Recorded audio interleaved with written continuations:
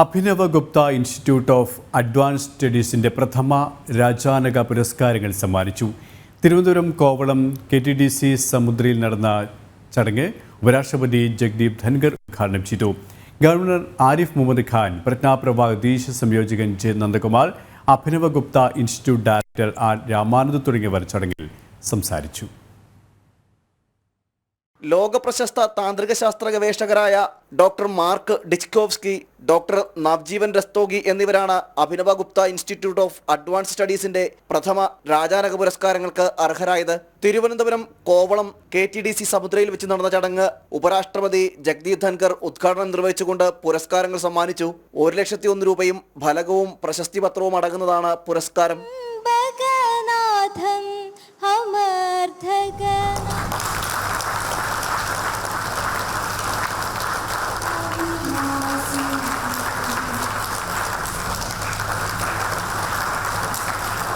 അയ്യായിരം വർഷത്തെ സാംസ്കാരിക പൈതൃകമാണ് ഭാരതത്തിനുള്ളത്.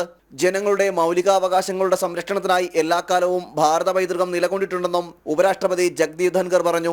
സംസ്കൃതിയിൽ അധിഷ്ഠിതമായ വികസന പ്രവർത്തനത്തിലൂടെ രാജ്യം മൂന്നാമത്തെ സാമ്പത്തിക ശക്തിയായി മാറുമെന്നും അദ്ദേഹം കൂട്ടിച്ചേർത്തു. We believe in our cultural identity. At the same time, we believe in legal regime, and that is why it has been the most acceptable development, bringing an end to 5 centuries of excruciating pain. Look at infrastructure growth, rail, road, connectivity.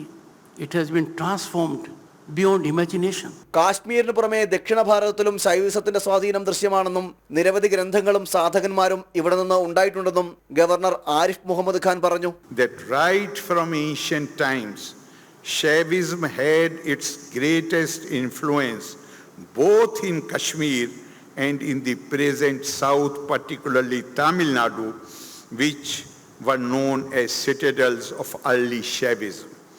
That explains why Lord Shiva is considered as the Lord of all knowledge, Dakshinamurti. Abhinava Gupta institute of advanced studies director R. Ramanand സ്വാഗതം പറഞ്ഞ ചടങ്ങിൽ പ്രജ്ഞാപ്രവാഹ് ദേശീയ സംയോജകൻ J. Nandakumar വിഷയാവതരണം നടത്തി. ചലച്ചിത്രതാരം സംയുക്ത മേനോൻ, നർത്തകി മേതിൽ ദേവിക തുടങ്ങി രാഷ്ട്രീയ സാംസ്കാരിക മേഖലയിലെ നിരവധി പേർ ചടങ്ങിൽ പങ്കെടുത്തു. ജനം, തിരുവനന്തപുരം.